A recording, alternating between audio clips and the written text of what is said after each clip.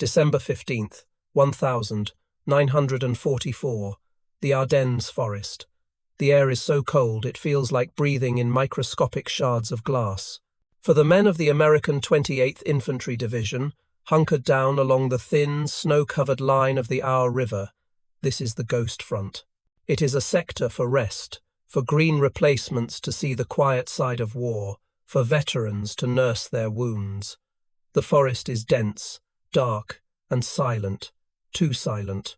The prevailing wisdom from headquarters, from Schaeff itself, is that the German army is broken, a spent force incapable of launching anything more than a local counterattack. But in the pre-dawn gloom, that wisdom is about to be proven catastrophically wrong.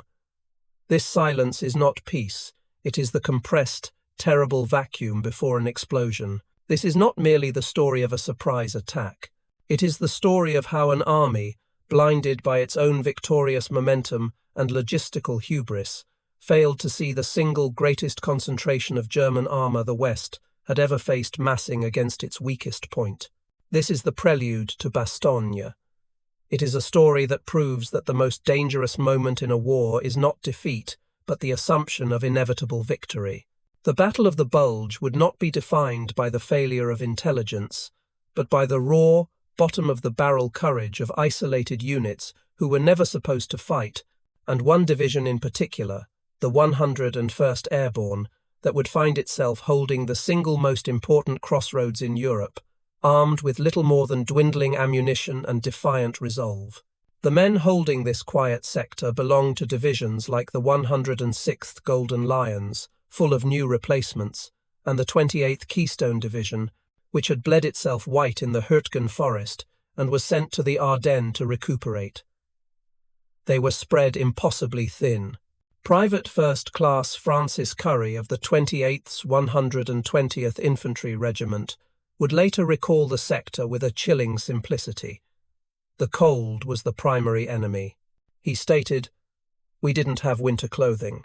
We had field jackets and a blanket and an overcoat. We had leather shoes. Our feet were wet all the time. The defensive line was not a line at all, but a series of isolated village strongpoints, Clairvaux, Marnach, Hosingen, separated by miles of dark, undefended forest. They were islands in a sea of snow. The pervasive belief, filtering down from command, was one of safety.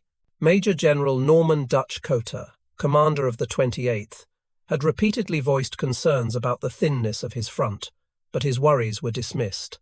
The focus of the Allied war machine was north, on the Ruhr river dams, and south, on the Saar. The Ardennes was a backwater. This false sense of security was the direct result of a catastrophic, multi-layered intelligence failure. Allied High Command, specifically the Intelligence Staff, G2, at Schaeff, under Major General Kenneth Strong, was convinced that the Wehrmacht was on its last legs. Ultra-intercepts, the decrypted German communications, spoke of defensive measures and fuel shortages, but they were reading the traffic of an army that was deliberately starving its other fronts to feed one massive armoured fist. They mistook the silence of radio discipline for the silence of inactivity. They saw the movement of the 6th Panzer Army as a defensive repositioning to counter Patton. In reality, Hitler had, for the last time, overruled his general staff. He had demanded an offensive Wacht am Rhein, watch on the Rhine, that was a mirror image of his 1940 triumph. The goal was insane. Punch through the Ardennes, seize the bridges over the Meuse River, and capture the Allied supply heartland of Antwerp, splitting the British and American armies. While Francis Curry shivered in his foxhole, on the other side of the river, the German build-up was reaching its zenith.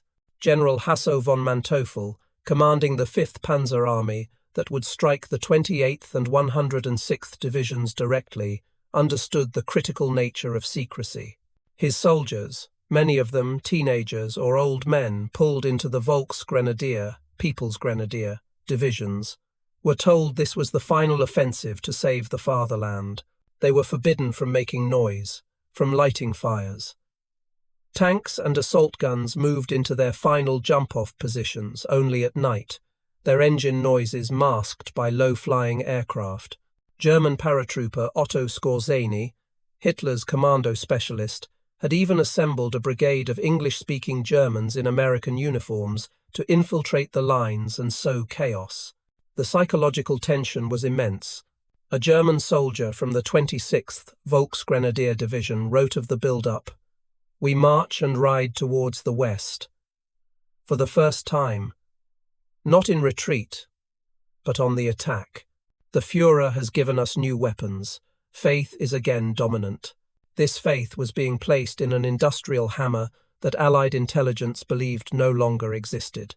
Hitler had amassed 30 divisions for the attack, nearly 750,000 men, over 1,900 artillery pieces, and critically, nearly 1,000 tanks and assault guns. The deception was total. Where the Americans held their 85-mile front with 4 divisions, 2 green, 2 battered, the Germans were about to strike on a 60-mile front with an initial assault wave of 8 panzer divisions and 14 infantry divisions. At the Schwerpunkt, the intended point of rupture, the Germans would achieve a local superiority of more than 3-1 in men and an overwhelming advantage in armour. The fuel that ultra-intercepts claimed the Germans lacked had been painstakingly hoarded, stockpiled in the forests of the Eifel, enough for a lightning dash to the Meuse, provided they captured the American fuel dumps along the way. As the night of December 15th dragged on, the temperature plummeted. The men of the 28th Infantry Division tried to sleep, their wet socks freezing in their boots. They were completely unaware that less than a mile away, tens of thousands of German soldiers were checking their weapons, fixing bayonets, and sighting their mortars. The greatest intelligence failure of the Western Front was complete. The calm was about to break.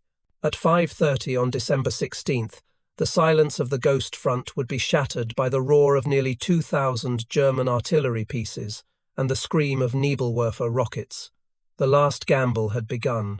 Late October 1944.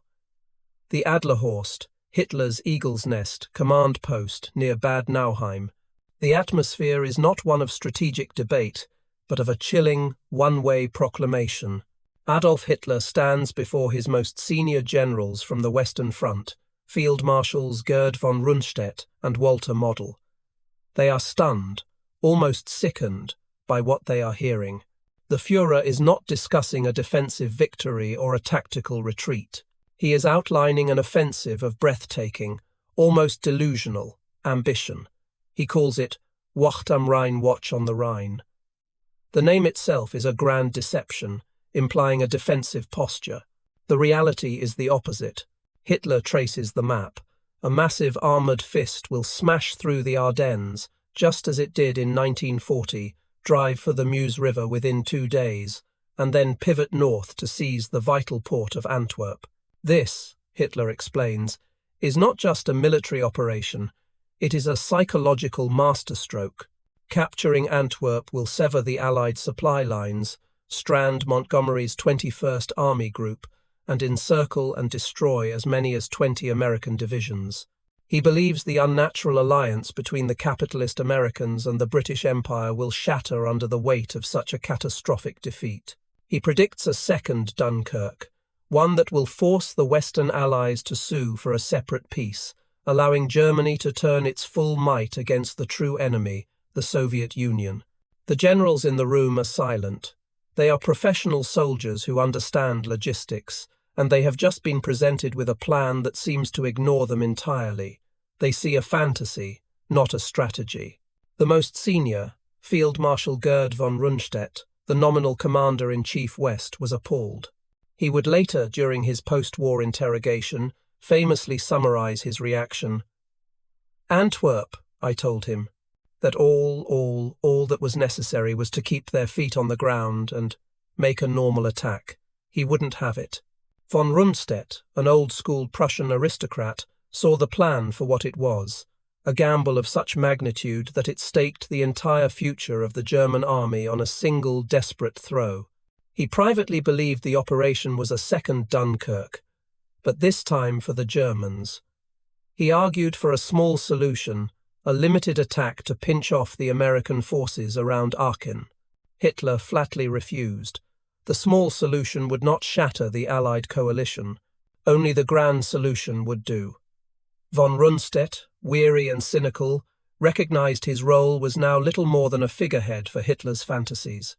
He would later say, it was a venture that had, at the outside, 1 chance in 10 of succeeding.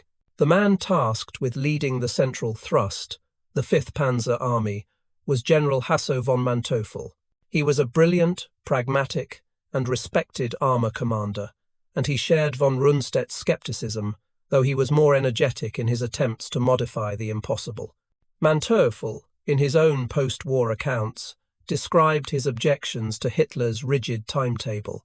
The plan demanded that his forces reach the Meuse River in 2 days, a feat that would require a motorized dash of nearly 60 miles through dense, forested, and snow-choked roads. Manteuffel argued, it was impossible. The terrain was wrong. The time of year was wrong. He was deeply concerned about the lack of air support. The Luftwaffe, once the terror of Europe, was a ghost.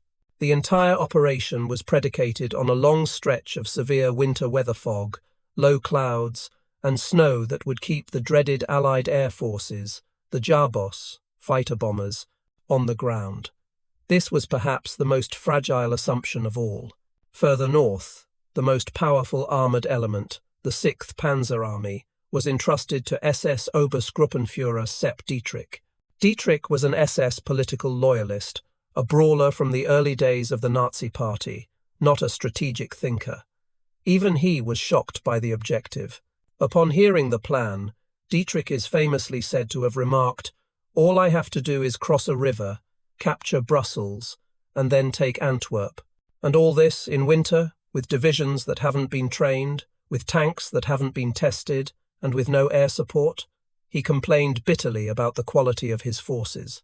While his 1st and 12th SS Panzer divisions were elite, his infantry support came from newly raised Volksgrenadier divisions, scraped together from the Navy, the Air Force, and convalescing wounded.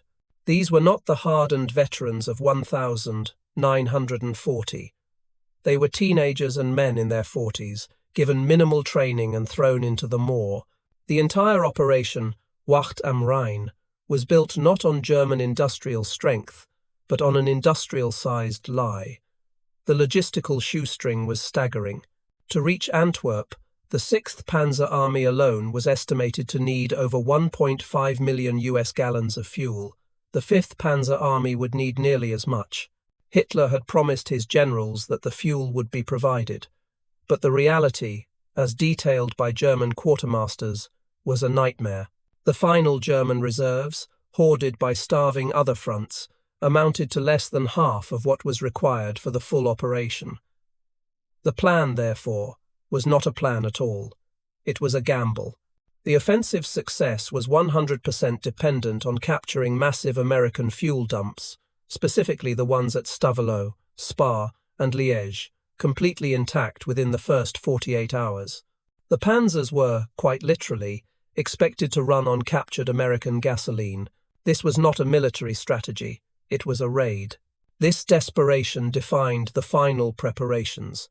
The operation hinged on 2 fragile pillars: total, complete surprise, and a catastrophic failure of American morale.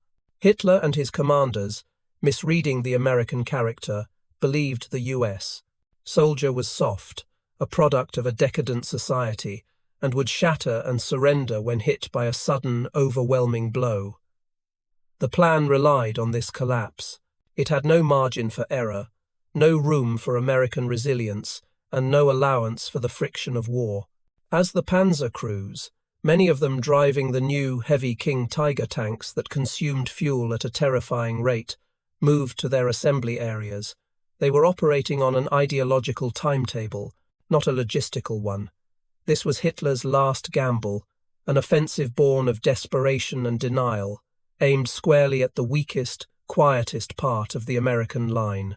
At 5:30 on the morning of December 16th, 1944, the Ardennes forest ceased to be a quiet sector. It became the epicenter of the loudest, most concentrated artillery barrage the Western Front had ever experienced. Nearly 2,000 German guns, from light field mortars to heavy 280mm railway cannons and screaming Nebelwerfer rocket batteries, opened fire simultaneously. For the men of the American 106th Infantry Division, the Golden Lions, the experience was apocalyptic. These were, for the most part, green troops, having only arrived on the continent in November. They were holding a 21-mile front, most of which was a broad, exposed plateau known as the Schnee Eifel, a position that jutted vulnerably into the German lines. The barrage was not just an attack, it was a physical and psychological disintegration. Communications lines were vaporized in an instant. Command structures ceased to exist, as bunkers and headquarters were systematically obliterated.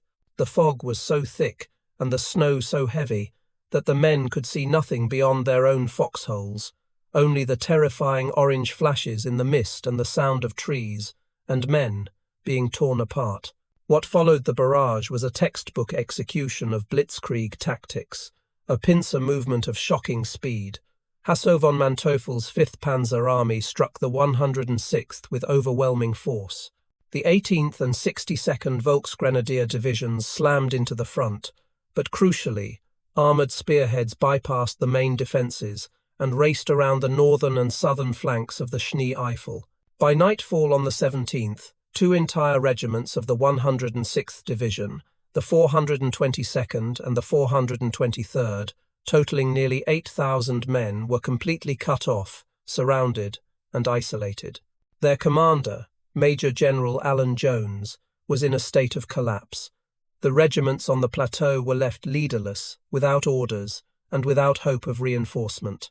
Colonel Charles Cavender, commander of the 423rd, tried to organize a breakout to the west, but his men were exhausted, frozen, and running out of ammunition.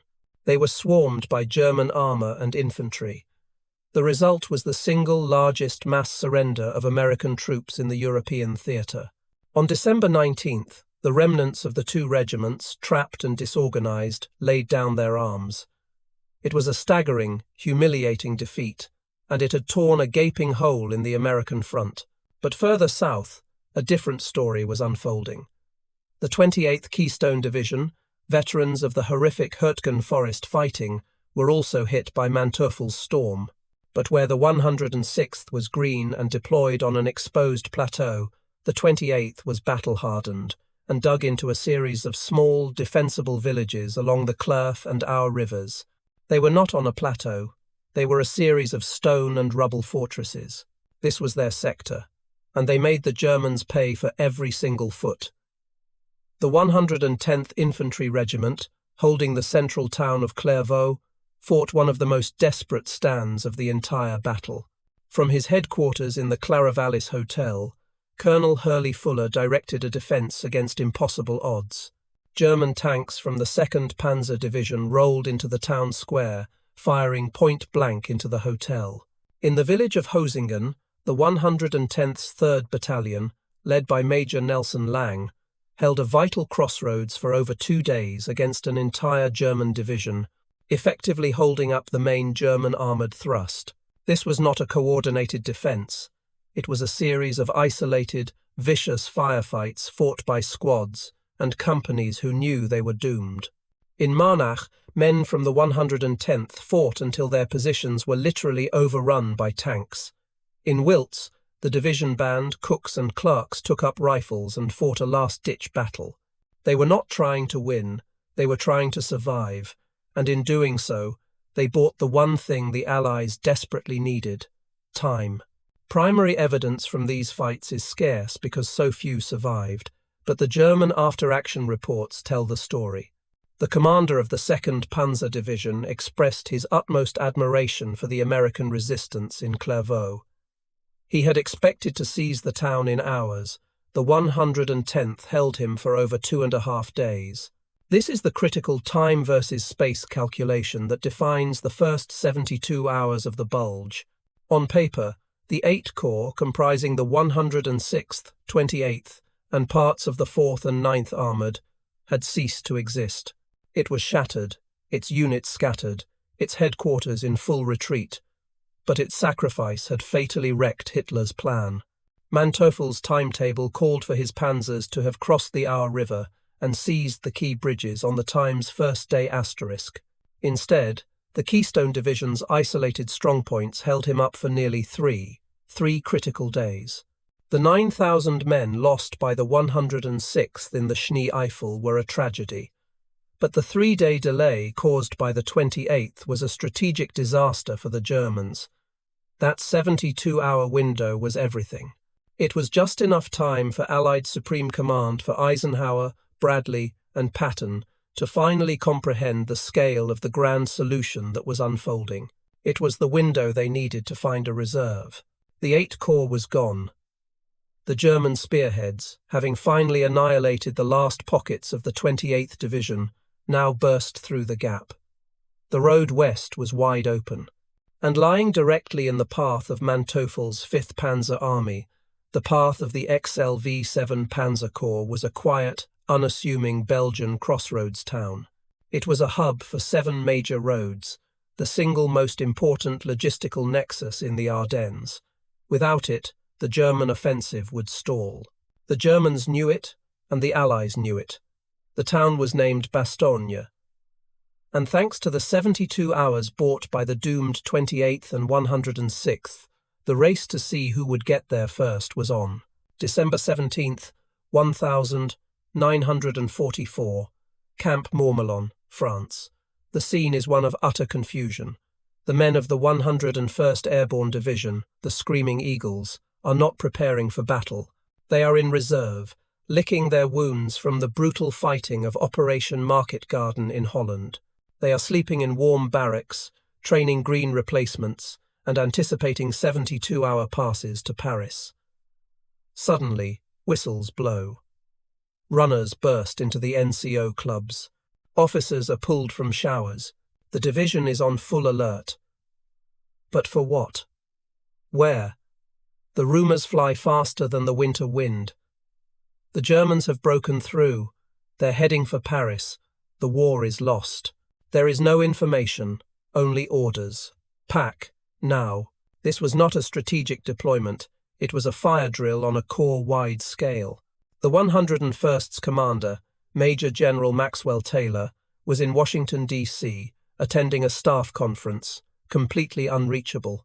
Command of the division fell to its artillery chief, Brigadier General Anthony McAuliffe. McAuliffe was a short, energetic, and famously blunt officer. He was roused from his cot and summoned to an emergency meeting at Chef headquarters. When he returned to his staff at Mourmelon, the briefing he gave was a masterpiece of wartime uncertainty. He reportedly tossed his helmet onto a table and said, "We're going to Bastogne. I don't know if we'll be surrounded or not. All I know is we're going." He pointed to the map. Bastogne, Belgium. A town no one had ever heard of. There was no intelligence, no enemy order of battle. All they knew was that the front had collapsed and Bastogne was the plug that had to be put in the dike immediately. For the enlisted men, the situation was even more bewildered. Sergeant Wild Bill Guarnier of Easy Company, 506th Parachute Infantry Regiment, PIR, would later recall the madness. Men were literally being pulled out of cafes and brothels in nearby Reims, still half drunk or in civilian clothes. They were told to grab their rifles and jump on the trucks. There was no time to requisition proper gear. Most of the men still had their summer-issue uniforms from Holland. They had no winter overcoats, no snow camouflage, no cold-weather boots.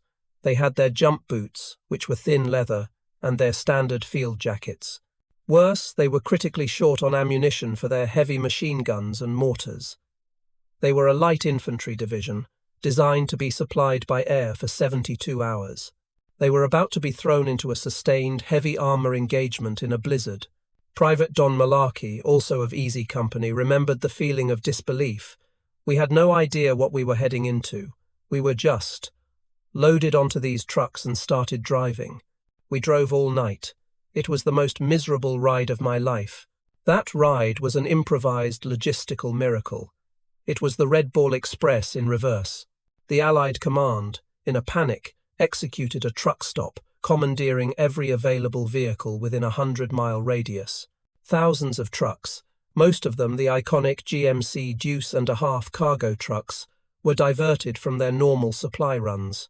Many were driven by the African-American drivers of the Red Ball Express, who were ordered to drive at top speed, without headlights, through the blacked-out, snow-covered roads of France and Belgium.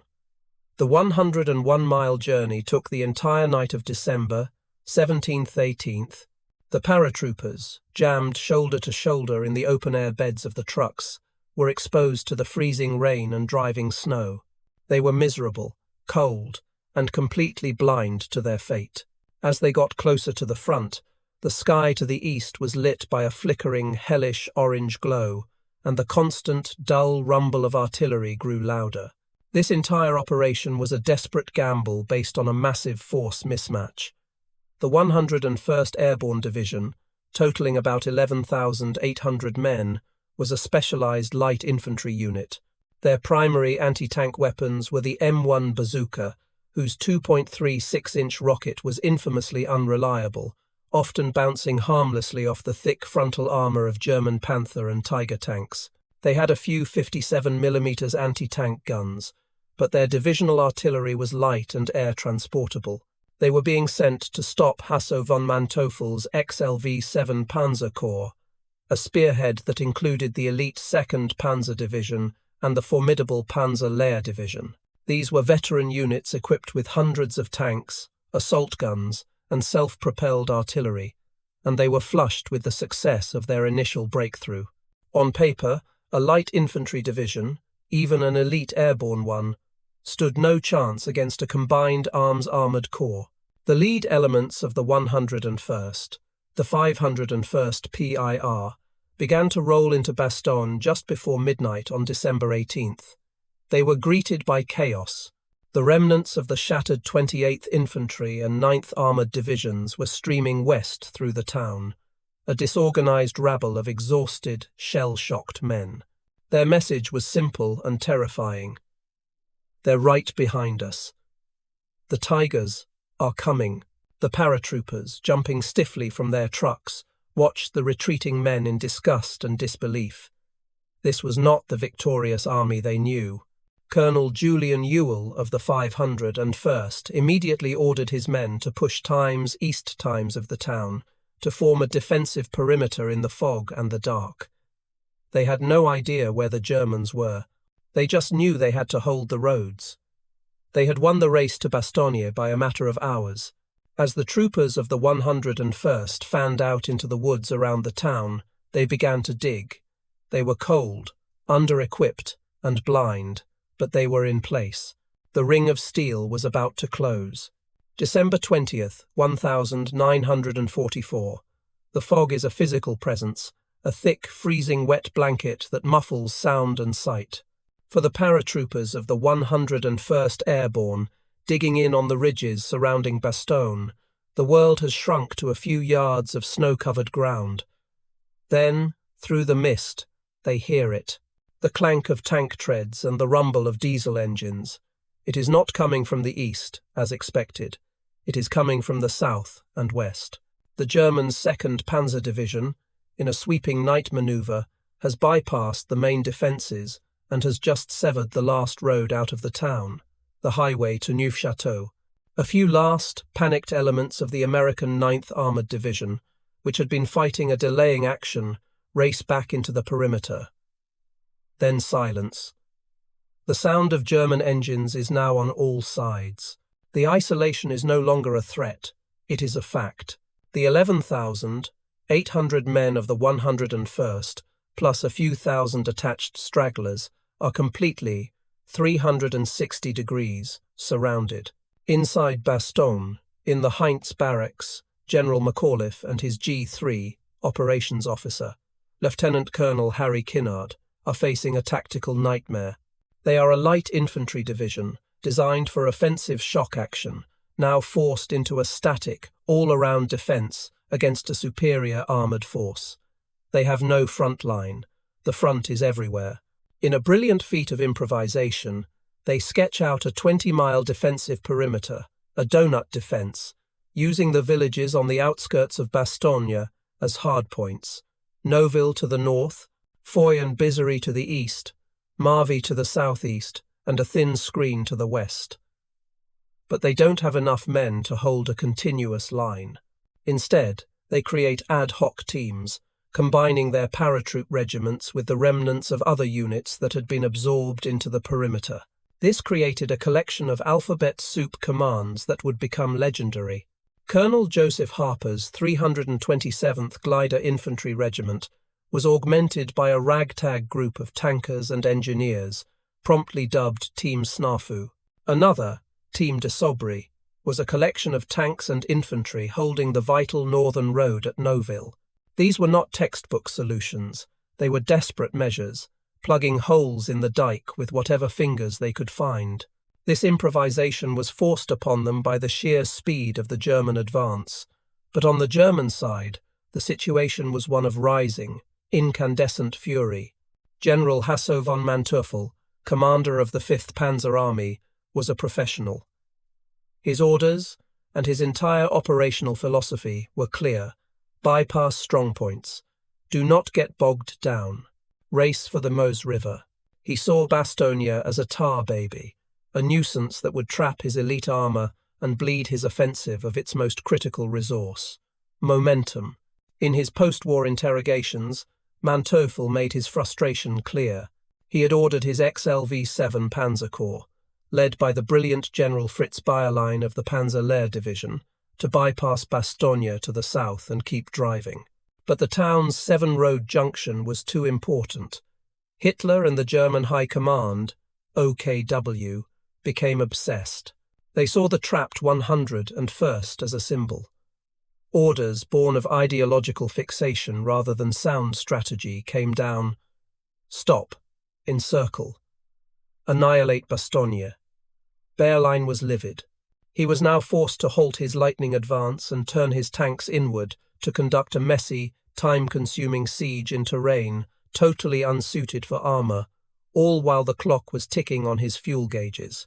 This decision created the donut defence, but it also created a crisis of industrial and logistical supply for the Americans inside. A 20-mile perimeter held by less than 12,000 men is statistically porous. There were, in some sectors, gaps of several hundred yards between foxholes, covered only by a single machine gun. But the more pressing crisis was ammunition. The 101st had been rushed into battle with only the basic load of ammo in their trucks. They were now under siege and firing in all directions. The divisional artillery, commanded by Colonel Thomas Sherburne, was the backbone of the defence, but it was starving. Sherburne had a limited number of 105mm howitzer rounds. He was forced to issue an order that was unheard of for an American artillery unit, which prided itself on overwhelming firepower. No gun was to fire more than 10 rounds, per gun, per day. Every shell had to be approved by division headquarters. Gunners, who were used to firing hundreds of rounds in support of an attack, were now forced to sit and listen as their infantry colleagues screamed for fire support, only to be denied. This rationing was a psychological blow as much as a tactical one.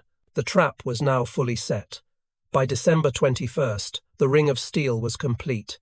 The 101st Airborne, augmented by fragments of the 9th and 10th Armoured Divisions and the 705th Tank Destroyer Battalion, was alone.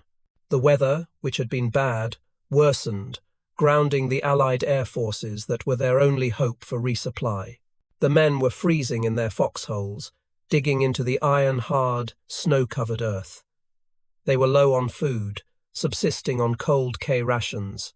They were critically low on medical supplies, with wounded men dying of exposure in overwhelmed aid stations. And most importantly, they were running out of ammunition. The Germans, frustrated by the delay but utterly confident, began their initial probing attacks. The 26th Volksgrenadier Division pushed in from the east, while elements of the 2nd Panzer and Panzer Lehr divisions tested the defences from the north and south. The German commanders were certain. The Americans were trapped. They were cold, hungry, and outnumbered. It was only a matter of time before these soft paratroopers, cut off from their vast supply lines, would crack. The formal demand for their surrender was being prepared. The cold was the second enemy, an invader that was already inside the perimeter. By December 21st, the temperature had plummeted to near 0 Fahrenheit, and a driving, relentless snow began to fall. For the men in the foxholes, this was not war, it was a prehistoric struggle for survival. The ground was frozen iron, impossible to dig into. Troopers were forced to blast shell scrapes with explosives, or worse, pile logs and frozen dirt in front of them for meagre cover. Jump boots, designed for a drop and a 3-day fight, were thin leather coffins for the feet. Trench foot became rampant. Men's feet swelled, turned black, and lost all feeling. To sleep was to risk freezing to death. The misery was constant, a physical, grinding weight that sapped the will to fight. The paratroopers of the 101st were elite, but they were not equipped for an Arctic siege. They were freezing, and they were starving. Rations were cut in half, then cut again. Men were subsisting on a single cold K ration a day, supplemented by whatever snow they could melt in their canteen cups. This physical decay was mirrored in the horrifying collapse of the division's medical system. The main divisional aid station was set up in the Sama factory in Bastogne, with a facon overflow for the most grievous cases established in a local church. The divisional surgeon, Dr. Jack Pryor, was a man facing an impossible catastrophe. Wounded men were brought in by the dozen, laid out on the cold concrete floor because all the cots were full. The medical supplies that the 101st had brought with them were exhausted in the first 48 hours. There was no more plasma, no more whole blood. Morphine was rationed until it, too, ran out, and men had to have limbs amputated while being held down, biting on a stick. There were no more bandages. Surgeons were forced to use dirty towels or strips of cloth cut from uniforms. Dr. Pryor and his staff operated by the light of flashlights, their hands numb from the cold, as German artillery shells bracketed the building. The greatest tragedy was that a clean gut wound, normally survivable with surgery and plasma, was now a death sentence. Men died not from the wound, but from shock and exposure, freezing to death on stretchers waiting in the unheated hallway. It was in this chaos that a Belgian nurse, Augusta Chiwi, volunteered, braving the shelling to tend to the wounded, a rare point of light in an overwhelming darkness. Psychologically, the perimeter was a rumour mill grinding on fear. The single most terrifying sound was not the tanks, but the German Nebelwerfer rocket launcher. The Americans nicknamed it the Screaming Mimi for the unearthly, shrieking wail it made as its 6 massive rockets tumbled through the air. The sound was a weapon in itself, designed to induce panic. A trooper from the 501st PIR wrote, "You'd hear that scream and you'd just flatten. You'd push yourself into the ground. You didn't care about the explosion, you just wanted the sound to stop." This auditory assault was constant, day and night. Compounding the fear was the fog. The dense, swirling mist, which the men called the Bastogne foga, played tricks on the eyes. Men saw shadows moving, mistaking trees for advancing German columns, and opened fire on ghosts, wasting precious ammunition. Rumours spread like a virus. The Germans were using captured American tanks. A panzer army had broken through and was already at the Meuse. The 101st had been abandoned. The only defence against this psychological rot was a grim, fatalistic humour. Men joked about having a ticket to see the Nuts General, a gallows humour reference to their encircled commander.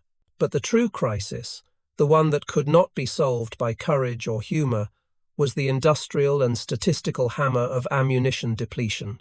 The division was on the verge of becoming a hollow, combat ineffective force. The artillery, as noted, was rationed to a pathetic 10 rounds per gun, per day. This meant that when a German infantry assault came, the 101st's main line of defence was silent. But the real problem was with the anti-tank reserve. The 705th Tank Destroyer Battalion, equipped with the fast, open-topped M18 Hellcat, was McAuliffe's fire brigade.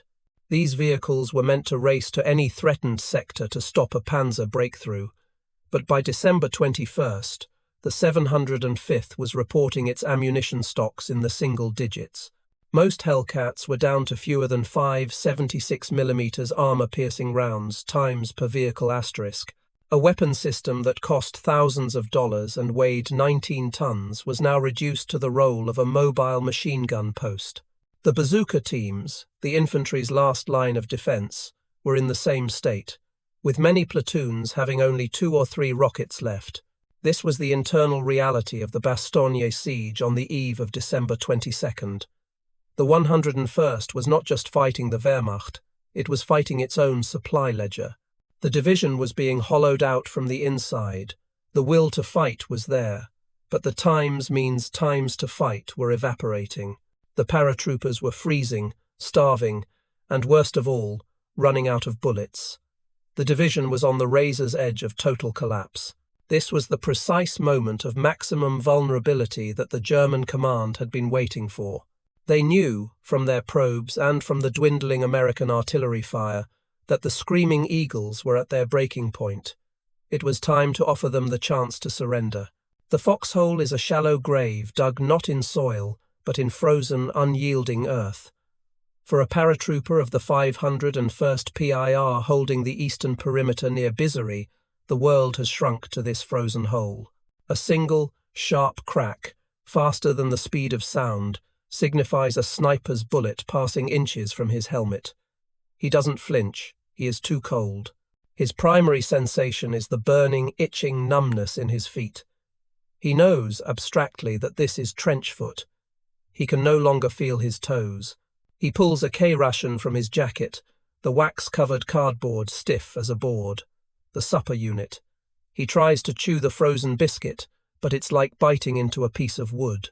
He gives up, putting the block of ice and sawdust back in his pocket. Then he hears it. The sound that is worse than the cold, worse than the hunger. The high-pitched, ungodly shriek that rises in a crescendo. "Screaming Mimi!" Someone yells down the line. A pointless warning. The 6 Nebelwerfer rockets land 100 yards away. The explosions a physical punch of compressed air.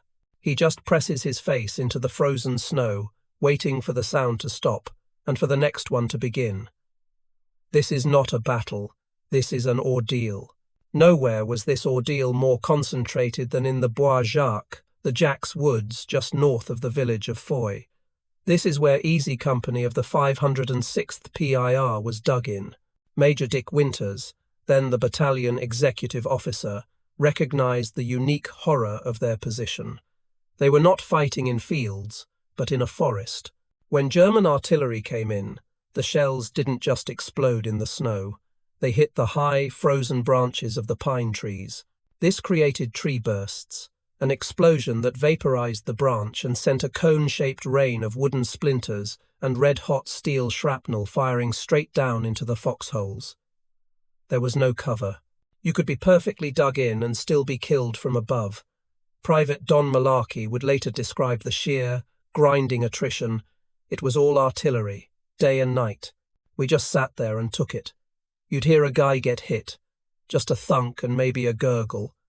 And you couldn't do anything. You just prayed the next one didn't have your name on it. The feeling of abandonment was palpable. They were elite paratroopers, the best in the world, and they were being used as static line infantry, sitting in holes, freezing and dying, one shell at a time. Corporal Skip Muck, a mortarman, spent his time trying to keep his mortar tube from freezing solid, knowing that every round he fired was one less round he had. This suffering was not limited to the famous parachute regiments. Holding the long, exposed western and southern flanks of the perimeter was the 327th Glider Infantry Regiment. Glider troops often felt like the second-class citizens of the Airborne, lacking the glamour of the paratroopers. But here, in the static defense of Bastogne, their role was just as vital and just as miserable. They were spread even thinner than the 506th, holding vast, open snowfields with machine gun nests and lonely outpost. A glider infantryman's memoir described the unique misery of their sector. The Joes, paratroopers, were in the woods. We were in the open. Every time the fog lifted, even for a minute, the German 88 seconds would start firing at us. They could see every move we made. We couldn't light a fire, couldn't even stand up. We just had to lay there in the snow and hope they didn't see us. These men, who had crash-landed in flimsy gliders in Normandy and Holland, were now fighting a war they were never trained for, a war of attrition, cold, and static defense. Their grim determination to hold these quiet sectors was just as crucial as the firefights in Foy. They were the ones who kept the western and southern arms of the German pincer from closing in. But the greatest enemy, the one that was defeating the 101st Airborne statistically and systematically, was not the Wehrmacht, it was the cold. This was the butcher's bill of the weather. By December 22nd, the aid stations were being overwhelmed, not by combat casualties, but by non-battle injuries, or NBIs. The divisional surgeon, Dr. Pryor, was seeing hundreds of cases of trench, foot and frostbite. A man would be brought in, stiff as a board, his feet black and swollen inside his jump boots. The medics would have to cut the boots off, often taking skin and flesh with them. These men were combat ineffective. They could not walk, could not stand, and certainly could not fight. For every man killed or wounded by shrapnel, 2 or 3 more were being evacuated for exposure. The 101st Airborne, an 11,800-man division, was losing hundreds of riflemen times per day times to the weather. The cold was an industrial weapon, crippling the division's manpower more efficiently than German machine guns. The 101st was not an army. It was becoming a hospital. This, then, was the true state of the Screaming Eagles on the morning of December 22nd. The individual voices from the foxholes, the collective misery of regiments like the 506th and 327th, and the cold, hard statistics of the medical ledgers all painted the same picture. This was a division that was not cracking from fear. Its morale, though brittle, was holding, but it was times physically disintegrating asterisk. It was being frozen, starved, and bled white, not just by the enemy, but by the elements. The eagle was being frozen solid in its nest. The Germans, hearing the sporadic rifle fire, the near-total silence of the American artillery, and seeing the smoke from the town, believed the end was near. They believed that the tough paratroopers had finally reached their human limit. The morning of December 22nd, 1944, dawned with a strange, unnatural lull. The constant, grinding shelling that had defined the last 48 hours seemed to taper off. The fog was still thick, a cold grey shroud over the entire perimeter. In the sector held by the 327th Glider Infantry Regiment, near the road to Hemrul, a group of American soldiers squinted into the mist. They saw movement. It was not an attack. It was a small group of 4 men walking slowly, deliberately, up the road. 2 were officers, 2 were enlisted soldiers. One of them was holding a large, improvised white truce flag. The American outpost, manned by men from F Company, 327th, was baffled. They held their fire, their rifles trained on the bizarre procession. The German officers announced, in halting English, that they were parliamentarians, carrying a formal message from the German commander for the American commander in Bastogne.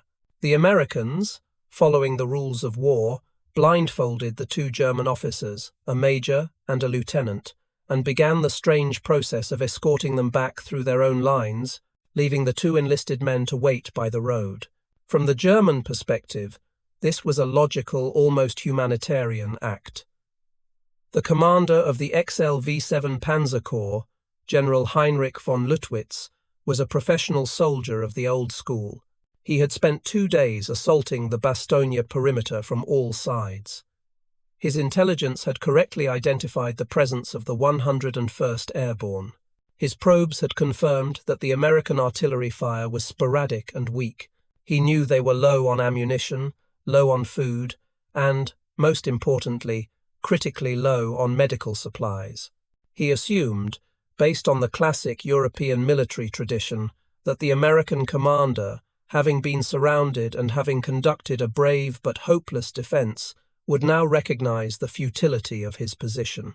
In von Lltwitz's mind, the honorable thing to do was to offer terms. This would avoid a useless effusion of blood, prevent the inevitable destruction of the town of Bastogne, and spare the lives of the civilians trapped within. He was not, in his own view, engaging in psychological warfare. He was offering a civilized exit to a fellow soldier. He had the heavy artillery corps he mentioned in his note, and he was fully prepared to use it to level the town if the Americans were foolishly stubborn. But first, protocol demanded he give them the chance to surrender. The journey of the two blindfolded German officers was one of the most surreal moments of the siege. They were led by American soldiers past the shattered houses, the frozen corpses, and the wary-eyed paratroopers who emerged from their foxholes to stare at them. The Germans, even blindfolded, could smell the smoke and the death. They were first taken to the command post of F Company, 327th, where the company commander, a lieutenant, didn't know what to do with them. He called his battalion headquarters. They didn't know either. Finally, the call reached the 327th's commander, Colonel Joseph Bud Harper. Harper, a tough, no-nonsense officer, met the delegation. The German major, who spoke English, formally presented the written ultimatum. Harper took the note and ordered the Germans to be taken to a nearby farmhouse to wait. He then drove immediately to the divisional command post in the Heinz barracks, where General McAuliffe was trying to catch a few moments of sleep. Colonel Harper entered McAuliffe's basement headquarters and found the acting commander. "General," Harper said, "we have a German delegation. They want to discuss surrender." McAuliffe, who had been dozing, reportedly sat up and said, "Surrender? What the hell are they talking about?" Harper handed him the note. It had been typed on a standard German military typewriter, with a carbon copy. It was addressed to the USA commander of the encircled town of Bastogne. A divisional translator, Staff Sergeant Irving S. Salty Saltzman, was summoned to read it aloud. The text was a classic of its kind, a carefully crafted piece of psychological warfare designed to break a commander's nerve. It began, "The fortune of war is changing. There is only one possibility to save the encircled USA troops from total annihilation. That is the honorable surrender of the encircled town." It went on to detail the hopeless situation. It offered a stark choice. Honorable surrender would mean the Americans would be treated as prisoners of war. If the offer was rejected, the note promised total destruction. If this proposal should be rejected, the translation read, "1 German artillery corps and 6 heavy AA battalions are ready to annihilate the USA troops in and near Bastogne. All the serious civilian losses caused by this artillery fire would not correspond with the well-known American humanity." This was the statistical hammer. It was a direct threat to hold McAuliffe personally responsible for the deaths of every civilian in the town. It gave him a time limit of 2 hours to decide. McAuliffe listened to the note. His first reaction was not anger, but genuine, baffled amusement. He looked at his staff, who had gathered in the cold basement. According to the memoirs of those present, like his G2, intelligence chief, Colonel Pat Cassidy, McAuliffe's initial, unprintable reaction was a simple, "Ah, nuts." He was almost insulted. The Germans, operating on a logical, resource-based calculation of ammunition, food, and manpower, had just run headfirst into a wall of American airborne psychology. The 101st was an elite, volunteer-only division. They saw themselves as the best. The very idea of surrender was not just unthinkable, it was offensive. McAuliffe, for a moment, was at a loss. He didn't know what to write in reply to such an arrogant demand. The Germans had fatally miscalculated their opponent. They had offered a choice between honorable surrender and total annihilation. They had not factored in a third option. The scene in the Heinz barracks basement was one of nervous, frustrated energy. General McAuliffe read the translated ultimatum a second time, as if to ensure he hadn't misheard. Total annihilation. Honorable surrender. Civilian losses. It was an arrogant, almost theatrical demand. His staff, gathered around the table, was equally incensed. McAuliffe, a West Point-educated engineer, knew that a formal military reply was required. He turned to his staff. "Well, what should we tell them?" The men in the room, colonels and majors, began to brainstorm. They proposed formal diplomatic rejections in the stilted language of military protocol. "We suggest that we reject your offer." Every suggestion felt weak, defensive. It felt like they were validating the Germans' premise by even engaging with it. McAuliffe, pacing the small, cold room, became increasingly frustrated. This was a man of action, an artilleryman, not a diplomat. His initial gut reaction to the note had been, "Oh, nuts." He said it again, perhaps to himself, perhaps to the room at large. Nuts. His G3, Lieutenant Colonel Harry Kinnard, a sharp, decisive officer, seized on it. "That's it, General. Your first reply was the best. It's perfect." The other staff officers paused. Nuts? It was absurd. It was unprofessional. It was perfect. It was a word that was uniquely American, a piece of colloquial slang that was blunt, dismissive, and utterly defiant. It was not a yes or a no. It was a rejection of the entire premise. It was an insult. Kinnard pressed the point. "It's exactly what you should send. It's short, it's forceful, and it's not what they're expecting. It'll confuse the hell out of them." McAuliffe considered it for a moment. A smile crept across his face. It was the right move. It was the only move that matched the psychology of his division. He turned to his typist. He said, "Have it typed up." The order was given. A single, clean piece of paper was put into the typewriter. In the center of the page, the typist entered one word, to the German commander. "Nuts." The American commander. The typed note was handed to Colonel Joseph Bud Harper, commander of the 327th Glider Infantry, who had first received the German delegation. Harper was tasked with delivering the reply. He drove back to the small farmhouse where the two blindfolded German officers, the major and the lieutenant, were being held under guard. Harper, a man with a grim sense of humor, walked in and handed the small folded piece of paper to the German major. The major, who spoke excellent English, unfolded it and read the single word. He was completely, utterly baffled. He looked at Harper, his face a mask of confusion. "Nuts?" he asked. "What does this mean?" He was a professional soldier, trained in the Geminian protocols of surrender. This word was not in any military dictionary. Is this a positive or a negative reply? Colonel Harper, who was cold, tired, and had no patience for this diplomatic charade, leaned in. His response became almost as legendary as the note itself. "The reply is nuts," Harper said, his voice flat and hard. "And if you don't understand what that means, it means go to hell." The German major's face paled. He suddenly understood. This was not a negotiation. This was a profound and very American insult. The blindfolds were put back on. The two German officers, their humanitarian gesture having blown up in their faces, were escorted back to the American lines and sent, humiliated, back to General von Lüttwitz. The diplomatic channel was closed. The military one was about to be reopened, with extreme prejudice. The true genius of the nuts reply was not its effect on the Germans, but its effect on the Americans. It was not just a note, it was a morale weapon, a force multiplier that cost nothing and changed everything.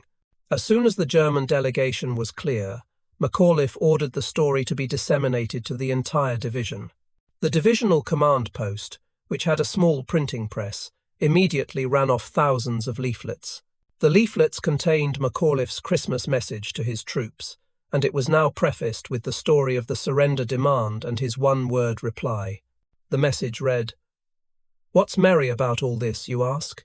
We are giving our country a present of maps and history for Christmas. We have stopped cold everything that has been thrown at us. The commanding general answers, 'Nuts,' to the Germans' formal surrender demand.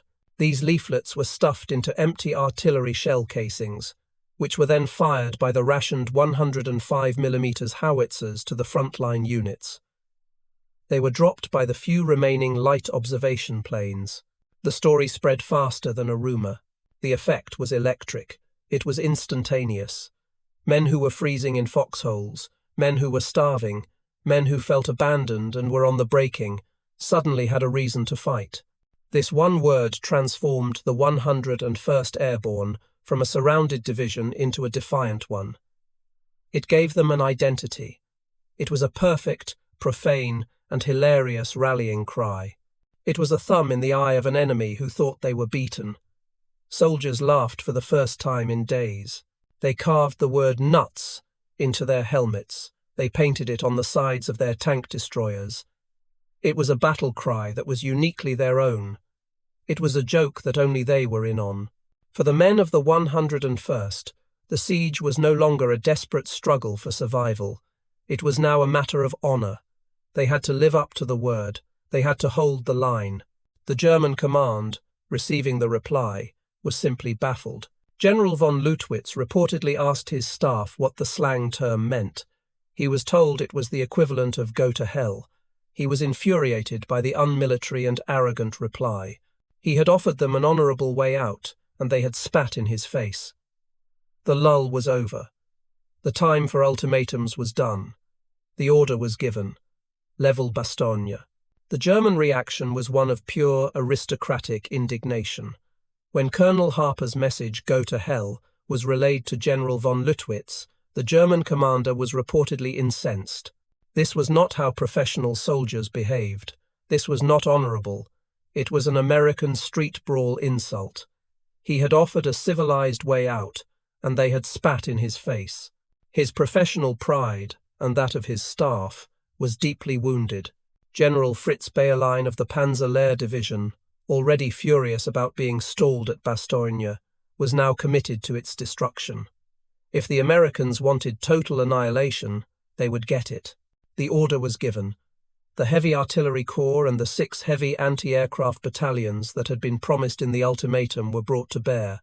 At noon on December 22nd, and continuing through the next day, the heaviest, most concentrated artillery barrage of the siege began. The town of Bastogne, which had been battered, was now systematically torn apart. Buildings collapsed, fires raged, and the streets became a killing zone.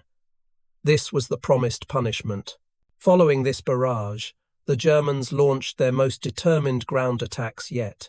On December 23rd, Bayerlein's Panzer Lehr, a division of terrifying reputation, slammed into the southeastern perimeter at the village of Marvy, held by the 327th Glider Infantry. This was not a probe. It was an all-out assault with tanks and panzer grenadiers. The glider troops, who had endured the shelling, now faced Panther tanks rumbling out of the fog.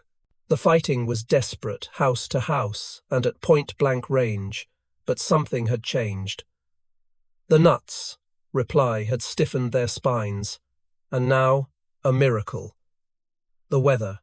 After 6 days of impenetrable fog, snow, and low clouds, the Bastogne foga began to break. On the morning of December 23rd, the clouds parted, and for the first time, the men in the foxholes saw a clear, blue, winter sky. This break in the weather was the single most important turning point of the siege. For the men of Easy Company in the Bois Jacques, staring up from their frozen holes, the sight was almost religious. First, they heard it, a deep, droning rumble, not of artillery, but of engines, thousands of them. Then, they appeared. C-47 Skytrain transport aircraft, hundreds of them, flying in perfect, stately formations, filling the entire sky. It was the Skytrain, a lifeline from God. Men who had not shown emotion in days, who were hard, frozen, and fatalistic, stood up in their foxholes. They cheered, they wept, they screamed. Don Malarkey of Easy Company remembered, "We just stood up. We didn't care if the Germans were shooting at us. It was the most beautiful sight I have ever seen." They watched as thousands of multicolored parachutes blossomed in the sky, a rainbow of hope, drifting down into the snow-covered fields inside the perimeter. This was not just a resupply. This was a psychological rescue. It was a clear, unambiguous message from the outside world. You are not alone. You have not been forgotten. Hold on. This Deus Ex Machina was a massive, industrial-scale logistical operation. On that first day alone, 241 C-47 seconds dropped 144 tons of supplies. And crucially, they dropped exactly times what was needed. The 101st's G4 supply officer, Colonel Karl Buderin, had meticulously catalogued the division's critical shortages, and this list was radioed out. The parachutes were color-coded: red for ammunition, yellow for medical supplies, blue for food. The men on the ground watched as crate after crate of 105mm artillery shells floated down. This was the most important item. Colonel Sherburne's artillery, which had been rationed to 10 rounds per day, was now rearmed. Within an hour, the American artillery was firing back at the Germans, not in ones and twos, but in full, devastating 1-2-gun battery time-on-target barrages. The German assault on Marvi suddenly faltered, hammered by a level of firepower they thought the 101st no longer possessed. Also dropping were 30 caliber machine gun belts, 60mm mortar rounds, and 76mm armor-piercing shells for the M18 Hellcats. And just as importantly, plasma, morphine, and surgical supplies floated down, a miracle for Dr. Pryor's overflowing aid station. Finally, K-rations. For the first time in days, the men would eat. The nuts? Reply had been a magnificent bluff. It was an act of pure, defiant will from a division that was, at that very moment, hollowed out and on the verge of logistical collapse. McAuliffe had, in poker terms, gone all in with a terrible hand. The all-out German assault on December 23rd was the Wehrmacht calling that bluff. They were laying their cards on the table, expecting to find nothing. And in that exact, critical moment, the sky opened, and the entire industrial might of the US, Army Air Forces dropped a royal flush into McAuliffe's lap. The defiance was no longer just a word, it was now backed by steel. The psychological echo of the reply had held the line just long enough for the material to arrive. The dynamic of the siege had been fundamentally and irrevocably changed. December 19th, 1944. A damp, cold bunker in Verdun, France. Supreme Allied Commander Dwight D. Eisenhower has summoned his senior commanders for an emergency meeting. The mood is one of crisis, disbelief, and barely suppressed panic. The German offensive is now 3 days old, and the front is shattered. The maps show a terrifying German bulge, and the names of the 101st and 82nd Airborne are mentioned as the only reserves being thrown in. Eisenhower, grim-faced, turns to the commander of the Third Army, General George S. Patton, Jr. He asks the room what is, for him, the most pressing question. When can you attack? Lieutenant General Omar Bradley, commanding the 12th Army Group, suggests a counterattack could be mounted around January 1st. The room nods. Then Patton speaks. His voice, high-pitched and cutting, slices through the gloom. The morning of the 21st, he states. The room goes silent. Patton is proposing to halt his own offensive in the Saar, turn his entire army 90 degrees to the north, and launch a full-scale counterattack, all in less than 48 hours. It is an impossible, almost arrogant logistical boast. Eisenhower, stunned but desperate, simply says, "Get moving." This was Patton in his element. Public bravado masking a deep, almost superstitious anxiety, all driven by a relentless, inhuman will. His famous diary entries from this period are a window into this dual conflict. Outwardly, he was the swaggering commander, telling his staff, "We're going to relieve Bastogne, and I don't give a damn who likes it." He told his officers, "This is a golden opportunity. We're going to cut them off and chew them up. But privately, his diary reveals the strain. He was terrified by the weather, which was keeping his vital air support grounded. On December 21st, he famously ordered the Third Army chaplain, James O'Neill, to compose a prayer for clear weather, distributing 250,000 copies to his men. "Sir," his chaplain said, "it's going to take a pretty thick rug for this one." Patton replied, "I like a challenge." When the weather miraculously cleared on the 23rd, Patton awarded the chaplain the Bronze Star. His diary entry for December 20th reads, "The situation is not good. The 101st is surrounded in Bastogne. All my plans are changed. It is a bitter cold, snow and mist. I am moving north with 3 corps. The tip of this northern swinging spear, the hammer intended to smash the German ring of steel, was the 4th Armoured Division, part of Patton's 3 corps. And the tip of that time's spear was the 37th Tank Battalion, commanded by a man who was, in many ways, Patton's alter ego, Lieutenant Colonel Creighton Abe Abrams. Where Patton was flash and bravado, Abrams was quiet, cigar-chomping, and a ruthlessly efficient tank killer. He was, perhaps, the finest armor commander in the entire U.S. Army, but his task was monumental. He was not on a flanking maneuver. He was ordered to drive straight up the single, ice-covered, forest-lined Arlon-Bastogne highway.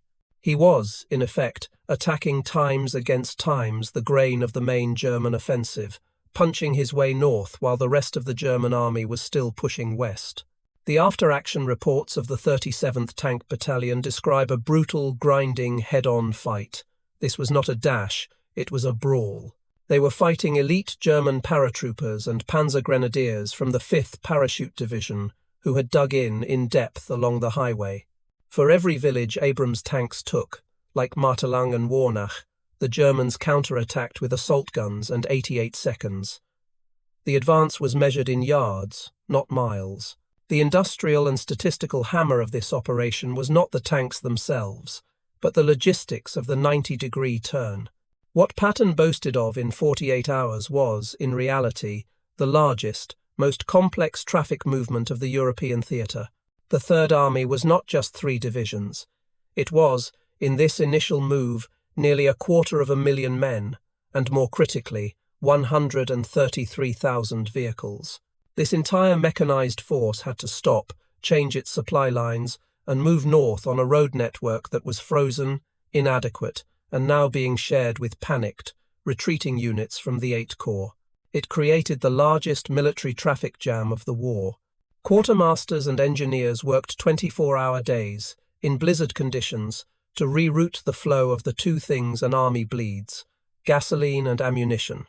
Millions of gallons of fuel intended for the Saar offensive had to be physically moved, by truck, to new depots in the north. Thousands of tons of 105mm and 155mm artillery shells had to be rerouted. It was a logistical nightmare that should have taken weeks. That Patton's staff, driven by his iron will, accomplished it at all is considered one of the greatest logistical feats of the war. By Christmas Day, December 25th, Abrams' 4th Armoured Division was exhausted. They had been fighting for 4 straight days, taking heavy casualties, and were still 4 miles south of Bastogne. Inside the perimeter, the 101st was also at its breaking point, facing the most determined German panzer assaults of the entire siege. Patton, furious at the delay, was on the radio, demanding his commanders push ruthlessly. The 101st inside Bastogne, now rearmed by the airdrops, was the anvil. Patton's Third Army was the hammer. The German forces of the XL-V7 Panzer Corps were now caught between them, being smashed from both sides. But the question remained: which would break first? Would the German ring, now under assault from 2 directions, shatter, or would the 101st anvil, despite its new supplies, finally crack under the simultaneous Christmas Day panzer assaults? Or would Patton's hammer, its momentum slowed by ice and desperate German resistance, fail to arrive in time? Late afternoon, December 26th, 1944, Christmas was a blur of shelling and the most intense German panzer attacks of the siege. But now, in the southwestern perimeter held by the exhausted glider troops of the 327th Regiment, there is a new sound. It is not the dull, distant rumble of Patton's artillery, which they had heard for days. It is the sharp, distinct, high-velocity crack of American 76mm guns, and the high RPM whine of Sherman tank engines, and they are close, frighteningly close. Men in foxholes, paranoid and jumpy, grip their bazookas, fearing it's a German trick, a captured tank assault. Then, a single Sherman tank, Cobra King from the 37th Tank Battalion, bursts through the snow-laden trees near the village of Assenois. It is not painted in Wehrmacht camouflage. It bears a white American star. Glider troops, their faces black with grime and frostbite, stand up, climb out of their holes, and begin to run towards it, tears streaming down their faces. A tanker, Lieutenant Charles Boggess, kicks open his hatch. A paratrooper, or gliderman, it didn't matter, was the first to grab his hand, yelling, "We've been waiting for you." This was not, however, a grand liberation. The link-up was not a relief in the way history remembers it. It was a pinprick. Task Force Baum, the unit from Colonel Abrams' 4th Armoured Division that had finally broken through, had punched a narrow, tenuous, 500-yard wide corridor through the German lines. This Patton McAuliffe highway was immediately under observed German artillery and anti-tank fire from the high ground on both sides. The first supply trucks that tried to drive up the road were hit and set ablaze, creating a bottleneck of burning steel. The link-up was a fact, but the siege, in tactical terms, was not yet broken. The battle immediately shifted. The 4th Armoured Division had to attack times outward times from their corridor to widen it, while the 101st, in coordination, had to attack times south times to meet them and secure the flanks. The after-action reports of the 4th Armoured Division describe the next 48 hours as some of the most vicious of the fight, a desperate attempt to turn a pinhole into a lifeline while German units, now in a panic, launched ferocious counterattacks to cut the corridor off. Only now, as the first trucks laden with surgeons, blood plasma, and, most critically, 105mm ammunition, began to brave the gauntlet, could the true butcher's bill of the siege be calculated. The cost of holding the line for 9 days was staggering.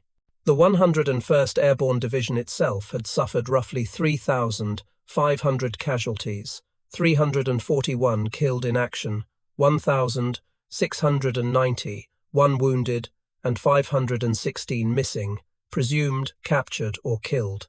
The attached units, including the heroic 705th Tank Destroyer Battalion, the ad hoc teams from the 9th and 10th Armoured Divisions, and the 101st's own artillery, had lost hundreds more.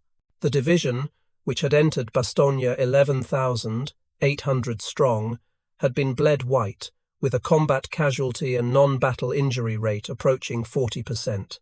But this cost was dwarfed by the cost inflicted on the Germans. Manteuffel and Bayerlein, forced by Hitler's obsession to reduce Bastogne, had done the one thing a blitzkrieg must never do. They had stopped their armoured spearhead and engaged in a head-on, attritional fight. This was the true industrial and statistical hammer of the battle. The XLV-7 Panzer Corps, specifically the elite Panzer Lehr and 2nd Panzer Divisions, was operationally destroyed on the anvil of Bastogne. These were the 2 divisions that were supposed to be across the Meuse River by December 18th. Instead, from December 18th to December 27th, they had thrown themselves, piece by piece, against the donut defence of the 101st. After-action reports estimate the Germans suffered over 20,000 casualties in the Bastogne sector alone. More importantly, they lost over 150 tanks and assault guns, including dozens of their precious Panther and Tiger II tanks. These were losses that, in late 1944, the German war machine simply could not replace. There were no new tanks, no new trained crews, no more fuel. Hitler's Wacht am Rhein, the last great gamble, had been predicated on a lightning dash by the XLV-7 Panzer Corps. That corps was now a shattered, combat-ineffective wreck. The Ardennes Offensive did not strategically fail when Patton's hammer hit. It failed when the German hammer broke itself upon the 101st's anvil. Bastogne was held. The Screaming Eagles were, officially, relieved. On December 28th, General Patton himself drove up the narrow corridor into the town to meet McAuliffe in a famous televised photo op. But for the men on the line, the battle was far from over. The German Bulge still existed, and the 101st, exhausted, frozen, and barely resupplied, was not being pulled back to France. They were now just one more division in Patton's Third Army, and their new orders were to switch from the defence to the offence, to attack Times North Times and retake the villages of Foy and Neuville, where the ordeal in the Bois Jacques had begun. The relief was not an end, but merely the end of the beginning. January 1945. The Ardennes Forest. The silence has returned. But this is not the pregnant, tense silence of December 15th, the silence of the ghost front. This is the cold, dead silence of a graveyard. The snow, which once lay in pure, white drifts, is now a blackened, churned morass of mud and cordite. It is littered with the debris of the costliest battle in American history. The trees of the Bois Jacques are splintered, skeletal remains. The villages of Foy, Neuville, and Marvy are no longer towns, but piles of stone rubble. And everywhere, half buried in the snow, are the frozen, burnt-out hulls of tanks, the long-barreled Panthers and the high-profile Shermans, locked in their final, fatal duels. This is the aftermath. This is the landscape of a failed gamble. When General Patton's tanks finally secured the corridor into Bastogne, they were followed by a convoy of trucks carrying not just ammunition and plasma, but war correspondents. Men like Walter Cronkite, then with United Press, and Hal Boyle of the Associated Press, rushed into the town, eager for the story. They found a shattered town, a division of hollow-eyed, frost-bitten survivors, and a commander with a story that was pure gold. The tale of the German surrender demand and the one-word reply, "Nuts," was a journalist's dream. It was telegraphed, cabled, and broadcast around the world. In a war that was often a grinding, impersonal slugfest of industrial attrition, this was a story of pure, defiant, human character. It was short, it was American, and it was a perfect middle finger to the Nazi war machine. The word nuts became an international symbol of American resolve overnight. It was the Stalingrad of the West, as newspapers proclaimed, a moment where a single, defiant no broke the back of the enemy's last great hope. The 101st Airborne and General McAuliffe were lionized. They had given the Allied nations a hero and a battle cry at the exact moment they needed one most. But the true legacy of Bastogne is found not in the headlines, but in the cold, strategic post-mortem of the German General Staff. After the war, during their interrogations, the architects of Wacht am Rhein were unanimous in their assessment. General Hasso von Manteuffel, the brilliant commander of the 5th Panzer Army, stated it plainly. Bastogne was the pivot, der Angelpunkt of the entire offensive. His orders were to bypass it and race for the Meuse. But its psychological and logistical importance, the Seven Roads, made it a tar baby that Hitler and High Command could not ignore. The decision to halt his elite panzer divisions, the 2nd Panzer and Panzer Lehr, and order them to reduce the town was, in Manteuffel's own words, the single, fatal mistake of the operation. He said, "The operational capabilities of the 5th Panzer Army were decisively restricted by the development of the situation at Bastogne." Field Marshal Gerd von Rundstedt, the cynical old commander of the West, was even more blunt. The plan was impossible from the start. But the 101st stand at Bastogne was what times proved times it was impossible. It turned a desperate gamble into a catastrophic certainty. The Screaming Eagles had held the cork in the bottle, and the pressure of the German advance, with no room to maneuver, had simply shattered the bottle. The industrial and statistical hammer of this failure is the final butcher's bill for the entire Battle of the Bulge. The 6-week-long battle, which had been born of the Ardennes breakthrough and defined by the Bastogne siege, was the single largest and costliest battle ever fought by the United States Army. The cost was staggering: 19,270, 6 Americans were killed, 47,493 were wounded, and 23,218 were captured or missing, for a total of over 89,000 casualties. But for the German Wehrmacht, the loss was absolute. They suffered an estimated 100,000 casualties killed, wounded, or captured. But their loss was not just in men. They lost over 800 irreplaceable tanks and assault guns, machines that the bombed-out German factories could never replace. They lost over 1,000 aircraft, and, most critically, they had burned their entire strategic reserve of fuel. The Wehrmacht in the West, as a coherent, offensive fighting force, was finished. Hitler had staked everything on one last throw, and the 101st Airborne at Bastogne had ensured that he lost. This brings us back to the thesis, to the why of this story. This was never just the story of a surprise attack. It was the story of how an American army, blinded by its own victorious momentum, was caught unprepared. But it is also the story of how the Third Reich, blinded by its own ideology, made a fatal miscalculation. The German generals planned their offensive based on logistics, fuel, and armor. They believed that if they hit the soft American soldier with enough force, he would break. They calculated that a division that was surrounded, frozen, starving, and out of ammunition would, by every military law, surrender. What they failed to factor into their calculations was the one resource that was not on any supply ledger: American resolve. The stand of the 101st Airborne at Bastogne, epitomized by that one defiant word, proved that the will of the American soldier was the one thing the Third Reich could not overwhelm, outproduce, or annihilate. It was a bluff, backed by hollow guns, that exposed the logistical and psychological bankruptcy of Hitler's entire regime.